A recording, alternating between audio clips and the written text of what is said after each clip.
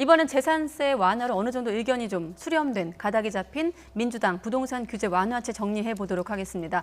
먼저 김진표 특위위원장 설명부터 한번 들어볼까요?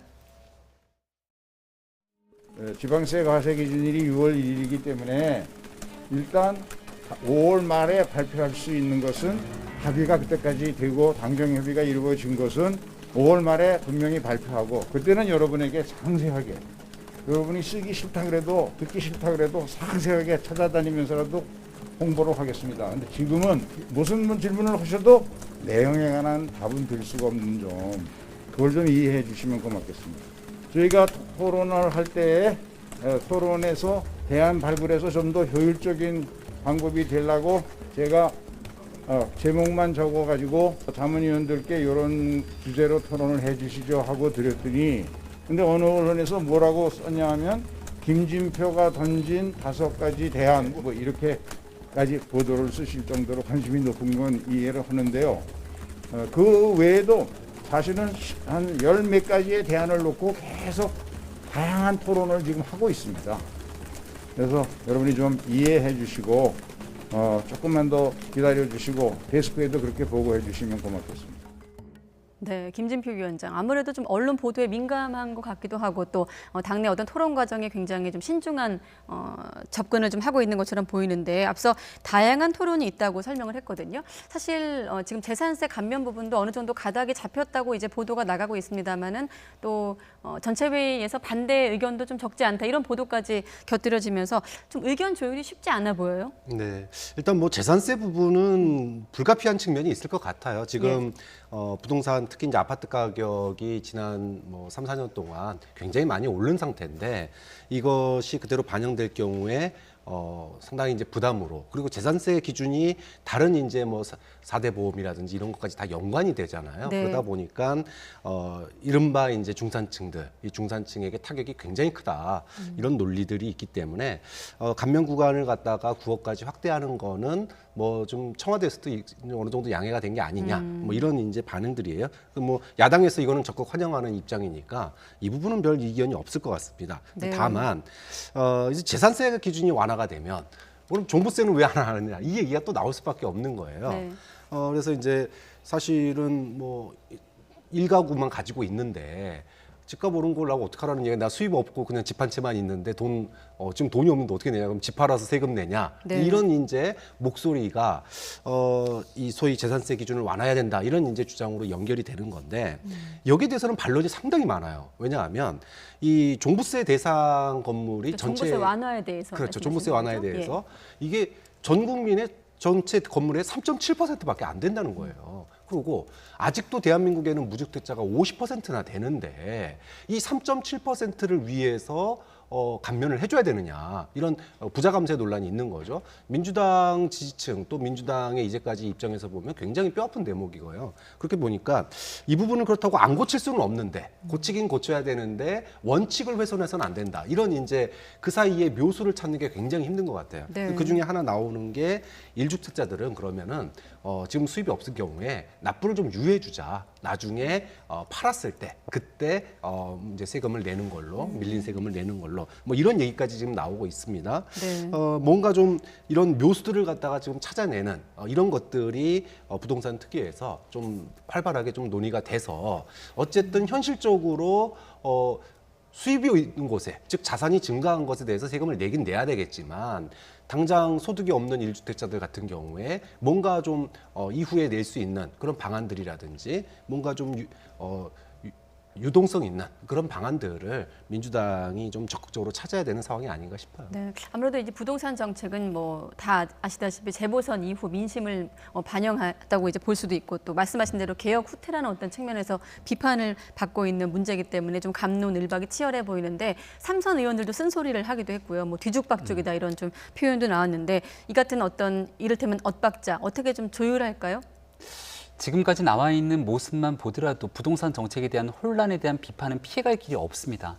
하지만 그렇다고 해서 문재인 정부의 지난 부동산 정책을 일관성 있게 유지하는 게 내년도 대통령 선거를 앞두고 더불어민주당의 보탬이 되겠는가라고 하면 그렇지 않다는 의견이 아마 우세하겠죠. 네. 재산세 감면에 관련된 기준을 6억에서 9억 원으로 조정하는 건 과거 얼마 전에도 당에 대해서 충분한 논의가 있었던 사항으로 알고 있습니다.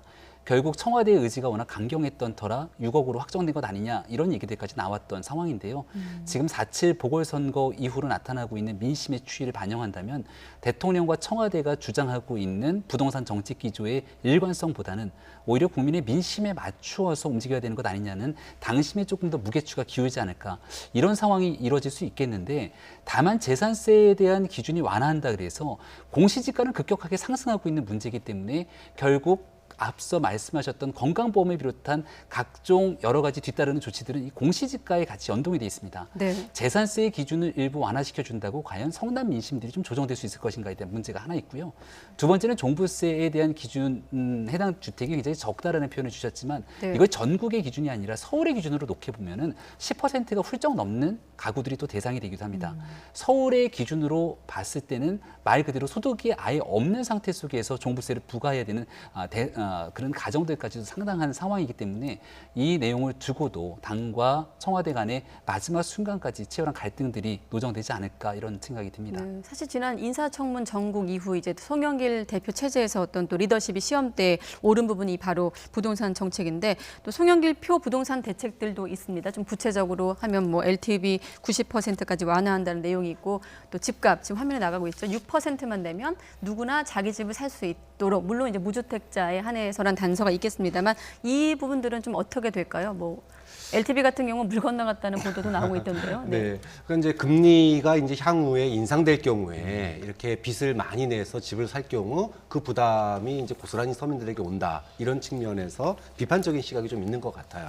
그래서 이제 뭐 무주택자들을 대상으로 하는 정책들은 과거에도 있었거든요. 네. 과거 박근혜 정권 때도 예를 들어 이제 대출을 굉장히 많이 해주는데 만약에 오를 경우에는 그러니까 반반씩 내는 거죠. 50%는 국가가 지원해주고 네. 초저리로 정책금리로 그다음에 50%는 내가 내는데 만약에 그 가격이 오를 경우에는 그 오른 거에 대해서 또 그 국가와 저 소비자가 집주인이 50%씩 나눠 갖는 이런 이제 제도까지 과거에 있었어요. 그렇게 본다면 이렇게 무주택자들을 위한 여러 가지 정책들이 과거에도 있었단 말이죠. 근데 그 중에 이제 뭐 뉴스테이 같은 것도 있었고 이런 부분들을 좀 보완하면서 무주택자들이 적은 돈으로 영구 임대주택 또는 중간에 어느 정도 기간이 지나고 나서 자가 소유로 전환할 수 있는 그런 어떤 그 좀 보완 제도로서 지금 누구나 집을 갖다 송영길 대표가 내놓은 거거든요. 네. 좀 이런 측면에서 보면 향후에 이거를 완결형으로 짓기보다는 다음 정권의 민주당이 추진해야 될 무주택자 정책으로 좀 더 완성도를 높여가는 게 좀 중요하지 않느냐. 지금 그 가뜩이나 문재인 정부가 뭐 24차례냐 26차례냐 땜질식 대응이다라고 비판을 들었는데 네. 저는 지금 뭐 일단 재산세 부분은 급한 불 끄고 종부세 문제나 그다음에 대출 완화 문제 이런 부분들에 대해서 송영길 대표가 뭐 완성형의 뭔가를 내놓기가 굉장히 어려운 상황이에요 지금요.